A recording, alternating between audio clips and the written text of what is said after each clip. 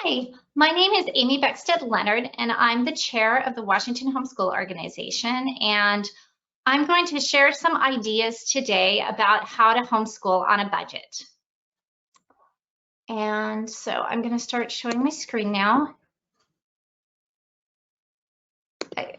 And so this is going to have three different parts. I think we're going to split them up into three different parts about homeschooling on a budget. The first part is how to use libraries to help you homeschool inexpensively. And so I have 5 ideas in this section. The first one is to literally check out your curriculum from the library. And I'll talk about more about that, all of these in a minute. The second is to use the meeting rooms at the library. The third is to go to library presentations. The fourth is to go to classes and workshops offered at your library. And the fifth one is tutoring and then using librarians as mentors for your children. So in the first area, checking out your curriculum, I really believe that with the possible exception of math, your entire curriculum can be checked out from the library. And even with math, you can find a lot of supplemental resources with math for your children that you can just check out at the library. I know when my children were little, especially in elementary school, there were a lot of good books that I liked to check out that presented different mathematical concepts in a picture book format. And the kids enjoyed that, and it was kind of a fun way to reinforce their math curriculum. And then my older son really likes puzzle books that involve math, and you can definitely check out lots of those at the library, and they can work on math that way. So there's definitely ways you can use math as a supplement, but then in other subjects, they literally can be your entire curriculum. One style of homeschooling that a lot of people use is unit study, and unit study really lends itself to that, because if you're doing a unit on, a period in American history, like maybe inventors in American history, it's really easy to just search those topics and check out books on that. Or if you're doing one on plants or the human body, you can really develop your whole curriculum around picking a subject to study for unit study and then checking out books on that. But even if you're not doing that, there are other ways that you can check out your curriculum outside of doing unit studies. And I found this a lot. Sometimes you can even look at just the table of contents for a textbook online, or sometimes you can even check out textbooks from the library, but you can't keep them long term. But if you look at a table of contents, each chapter is about a different topic. For example, my daughter this year is doing 7th grade science, and one whole unit is on ecology. And so you can check out things about ecology from the library, and she did one on the human body. And so then we check out, and so in some ways that's similar to the unit study, but you just use the table of contents to then check out books on those different things in your curriculum. And history is really good. And one thing I really like about using a library and checking out books is that I feel like a lot of books that are written for trade are more engaging than textbooks are. And a lot of them are what, Charlotte Mason, who's another style of homeschooling and another person in homeschooling, has talked about living books that are written by a single author who's passionate about the topic and sometimes written in a literary style. And they're just really engaging for children to read and to look at. And so that can make a big difference in making homeschooling more fun for the kids. And another thing I found is sometimes when I'm interested in checking out books on a certain topic for homeschooling, I will just go to the library and check out almost every book they have on that topic. I mean, not completely, but several books, maybe 30 books. And one thing is then if I leave the books lying around, different ones of my children find different books more engaging, and so they're still learning about the same topic, but they're able to sort through and find the books that interest them more or that interest them less without the expense of having actually had to purchase the books.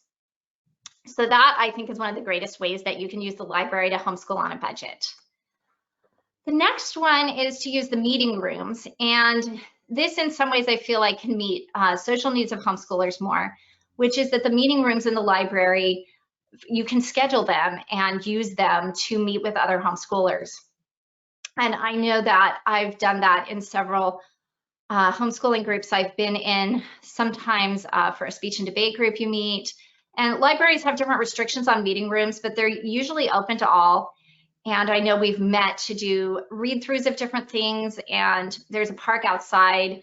I know a couple times we've met at the library, and the older kids have gone into the meeting room and done something while the moms with the younger kids were outside playing at the park. And so it enabled multiple things to happen at once, and to be able to use those meeting rooms there. And they are, you know, free, as opposed to having to book another place to meet that costs money. And then another one is libraries have a lot of programs and presentations, and they can really supplement your curriculum and help a lot. And a lot of times over the years in homeschooling, I've been interested in seeing what's available in my community and in the library, and then supplement that by reading things on it at home and studying about it at home. And that way, what is available in my community literally becomes part of the curriculum. And there's just a wide variety of presentations that are available at libraries. And these are just a few that my family's attended over the years. But we've gone to some where the songs were sung in Spanish by a Spanish singer, Jose Luis Orozco, who played a guitar, a really engaging concert, and invited everyone to sing along. Living history of the Elizabethan era.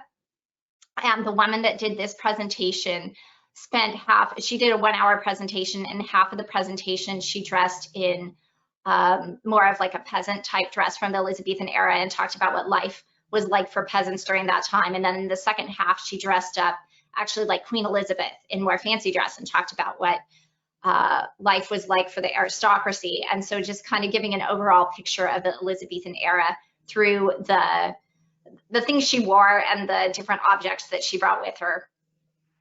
We've also gone to a lot of author events for children's authors like Tommy DePaola, and he's done mostly picture books, but then Karen Hess and Susan Cooper, who have both written a lot of children's novels, and then David Schwartz has written books more scientific, like How Much is a Million, bringing some scientific or mathematical concepts to kids. And so it's been really neat to be able to hear those authors speak, and that's really enhanced our learning in our family. And then we've gone to science demonstrations and magic shows and plays, and all of those. There's an opportunity to read those plays at home, or sometimes they'll do short plays that are based on books by children, and you can read the book, and it just really expands on it. And we've really enjoyed those presentations at the library over the years. And then this is slightly different than presentations, is that libraries a lot of times have classes and workshops that you actually sign up for, but they're free. And sometimes they're just one-off, you know, one class or workshop that they go to for a couple of hours. But my children have even taken some that were multi-week workshops. One of these, the first one, the history of the American Revolution, I signed my daughter up several years ago for one that was called Liberty Kids, that was based off of a PBS program that was airing at the same time on the television. And it was like a 6-week course where they went through the history of the American Revolution. And it was a really great opportunity for her. My children have taken watercolor classes. When there was an Impressionist art exhibit at the Seattle Art Museum, we actually went to one where they discussed a lot of the different artworks that would be at the exhibit, and had slides, and just talked about the Impressionist era in general. We've gone to a lot of opera previews, and my daughter, when she was a senior in high school, she went to one on special effects makeup, which I feel like was a really interesting education for her. And that year for Halloween, she did makeup for the whole family, and she did makeup for one of her brothers to look like the Joker from Batman, and another brother to look like Two-Face, and we all went as a Batman theme as a family, and that was fun for her to learn that and expand on that, practicing at home. I've actually taken cooking classes at the library. One's on holiday treats, and another one on just different cookbooks you could get at the library and ideas for cookbooks, and then also poetry classes. And so there's a wide variety of classes and workshops at the library that can make a difference in homeschooling. And then the libraries offer free tutoring a lot of times in the afternoon. And so sometimes, as homeschooling parents, I think sometimes we think we need to, you know, go it alone, that we are the one providing everything, but we don't have to do that. And if your child is struggling in a subject and you're not really helping them in the way that's best, you can take advantage of tutoring at the library that is free and is a resource available to all. And then I kind of wanted to close with librarians as mentors, because over the years, I would take my children, we really established relationships with the children's librarians. And I know for years, I took my children to story time every week. And after several years, I started noticing that my oldest daughter would be the oldest child at story time, and I had my younger kids with us, but she would still come in, and she would be 7 or 8 years old and still going to preschool story time. But she really enjoyed that, and the librarian got to know our entire family, seeing us every week, and would give ideas for my children of books to check out or different things like that. And then my sisters had similar experiences with librarians, and one that's just a recent experience that I thought was really neat is over COVID, my daughter and her cousins who live in Arkansas and North Carolina have decided to write a book together. And they've developed a whole plot of a novel, and they alternate chapters from the different points of view of the different characters. And they've had a lot of fun with that. In fact, they've written 150 pages, which I don't even know how they got that far, but they have. And the librarian where my niece in Arkansas goes to the library has actually taken time to read the book that she's written and give her suggestions for it. And I just think that's a wonderful expansion to the home, to be able to bring other people in to help children in their lives.